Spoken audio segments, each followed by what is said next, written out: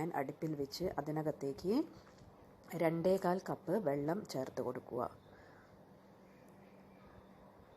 വെള്ളത്തിലേക്ക് 1 ടീസ്പൂൺ ഉപ്പ് ചേർത്ത് കൊടുക്കുക. 1 ടേബിൾ സ്പൂൺ ഓയിൽ ചേർത്ത് കൊടുക്കുക.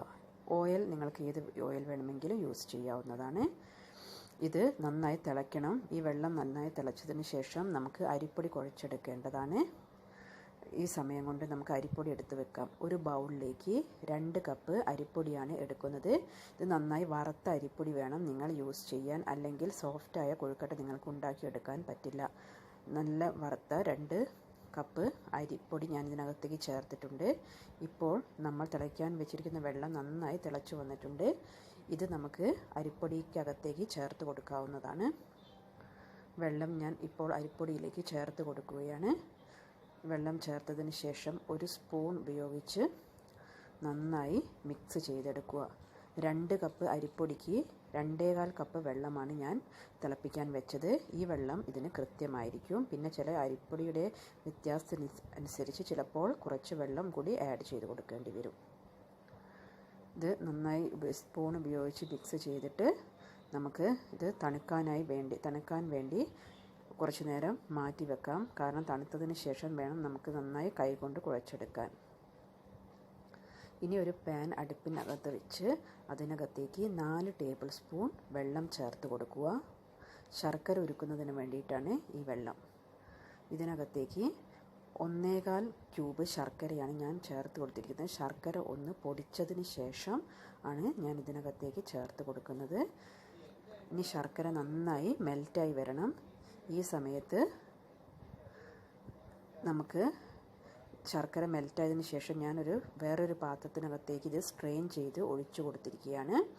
ഇതിലേക്ക് 1/4 ടീസ്പൂൺ ഏലക്കായ പൊടിച്ചതും 1/4 ടീസ്പൂൺ ജീരകം പൊടിച്ചതും ചേർത്ത് കൊടുത്തിട്ടുണ്ട്.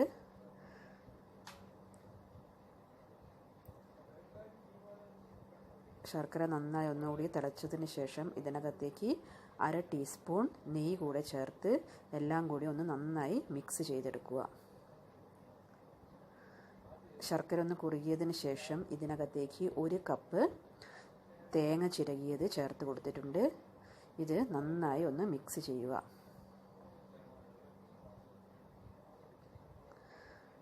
മിക്സ് ചെയ്തതിന് ശേഷം ഈ ശർക്കരയിലുള്ള വെള്ളമെല്ലാം ഒന്ന് വറ്റി വരുന്നതിന് വേണ്ടി നമുക്ക് കുറച്ച് നേരം കൂടി ഇത് തുടർച്ചയായി ഒന്ന് ഇളക്കി കൊടുത്തുകൊണ്ടിരിക്കുക.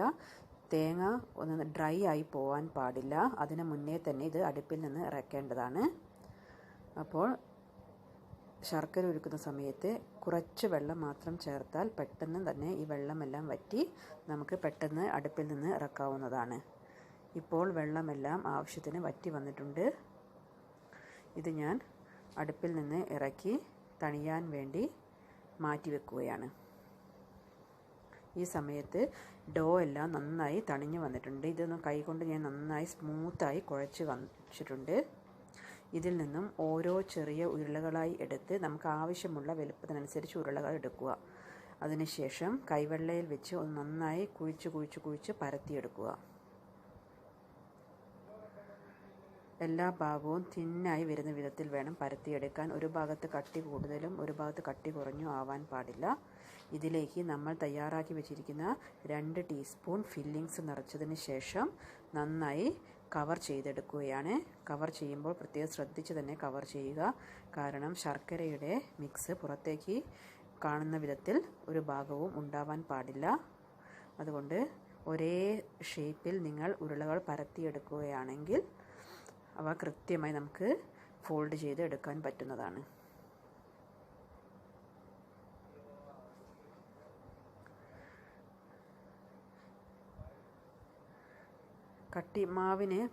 അരിപ്പൊടിയുടെ മാവിന് കട്ടി കൂടിക്കഴിഞ്ഞാൽ കൊഴുക്കട്ടയ്ക്ക് ഒരു ടേസ്റ്റ് ഉണ്ടാവില്ല. അതുകൊണ്ട് നിങ്ങൾ പരത്തിയെടുക്കുമ്പോൾ പ്രത്യേകം ശ്രദ്ധിക്കുക. തിന്നായി തന്നെ പരത്തിയെടുക്കുക. ഇനി നമുക്കിത് സ്റ്റീം ചെയ്തെടുക്കാം. അതിന് വേണ്ടി സ്റ്റീം ചെയ്യാൻ വേണ്ടി ഒരു പാത്രം അടുപ്പിൽ വെച്ച് അതിനകത്ത് വെള്ളം ചേർത്ത് തിളപ്പിച്ചിട്ടുണ്ട്.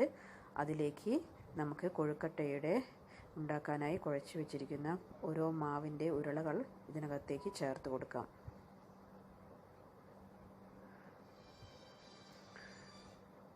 ഇപ്പോൾ ഇതിനകത്തേക്ക് ഉരുളകൾ ഓരോന്നായി ഞാൻ ചേർത്ത് കൊടുത്തിട്ടുണ്ട്. ഇനി ഇത് നമുക്ക് ഒരു 15 മിനിറ്റ് മീഡിയം ഫ്ലെയിമിൽ വേവിച്ചെടുക്കാം. ഇപ്പോൾ നമ്മുടെ മധുരമുള്ള കൊഴുക്കട്ട ഇവിടെ തയ്യാറായിട്ടുണ്ട്. നിങ്ങളെല്ലാവരും ഇത് വീട്ടിൽ ട്രൈ ചെയ്ത് നോക്കുക.